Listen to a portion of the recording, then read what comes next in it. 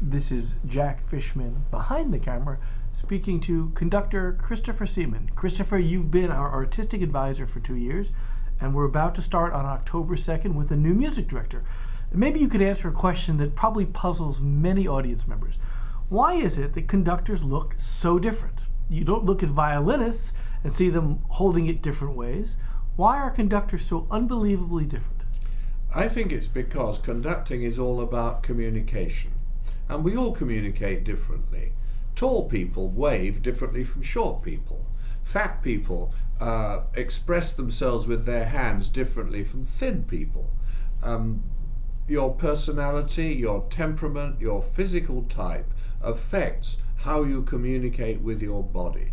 So in the art of conducting, there are certain basic technical things like beating 4 in a bar. You go down, left, right, up. That's how you beat 4. So most conductors' upbeats go downwards, unfortunately, but you're supposed to go down, left, right, up. That's 4 in a bar. But of course, if the music has a certain personality, you'll finesse it a bit. You'll add a bit of smoke and mirrors, you know? Or if it's very fiery, you'll do it a little more punchy. And conductors find with experience how best to get the results from the orchestra to enable the musicians to give of their best and not to get in the way. But here's something that I have discovered. With experience, you find you can get very good results from an orchestra without too much thrashing about. In fact, thrashing about is very bad for the balance, because if the conductor thrashes about, everyone plays as loud as possible and you only hear the brass and the percussion. The other thing about thrashing about is, unless you are a world-class athlete, thrashing about tends to make it unrhythmic, because there is a slight lack of focus in thrashing. So the conductor has to find a way to emote excitement without making gestures that are so big that they disturb the orchestra's natural balance, the sense of who's louder than who has the tune, who has to shut up because they don't have the tune, even though it may be a loud instrument. I mean, this is what orchestral musicians do all the time. They balance. They are aware of what they're doing.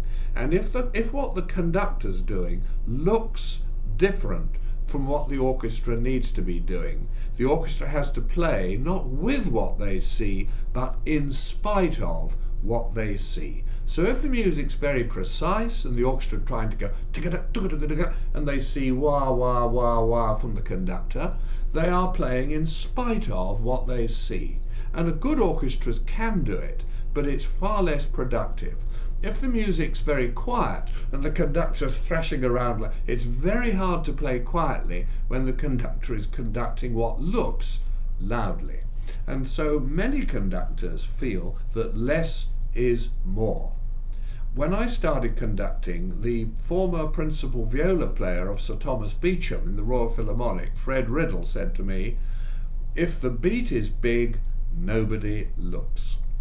So what we really need as conductors, and this requires integrity, because a lot of people come to a concert wanting a ballet from the conductor or a mime of whatever the emotional side of the music may be, including this and that and that. A lot of us love that. That has nothing to do with music. That is circus. What we really need is the eyes of the orchestra and the ears of the audience. That's a conductor's integrity. However, now and again, give them a bit of panache, I say. That sounds great. Thank you so much, and we appreciate all the work you've done as artistic advisor of the San Antonio Symphony. It's been a joy.